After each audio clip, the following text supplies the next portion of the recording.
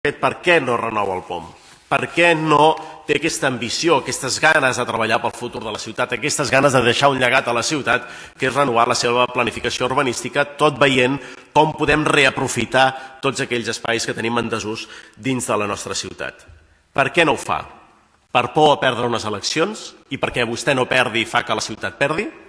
O perquè hi ha sectors privats que el pressionen perquè no ho faci? Creiem que aquesta pregunta l'hauria de respondre. La transformació que necessita Igualada és de portes endins, sobretot. I això es fa només amb l'actualització de la planificació urbanística, en seleccionar quines peces toquem, quines peces canviem d'ús, quines peces reconvertim perquè donin nou dinamisme a la nostra ciutat. I el gran exemple és el barri del Rec. Vostè ha dit, sense despentinar-se, que bé, que a Igualada ho tenim tot ordenat, tot construït, menys una tercera part de la nostra ciutat, que és el barri del Rec. I ho ha dit sense despentinar-se.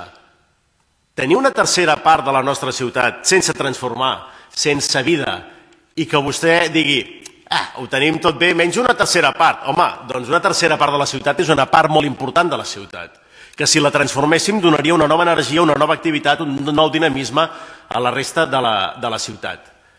Amb aquesta informació el que demostra és la seva incapacitat per aventurar el futur de la ciutat i per preparar la ciutat pel futur.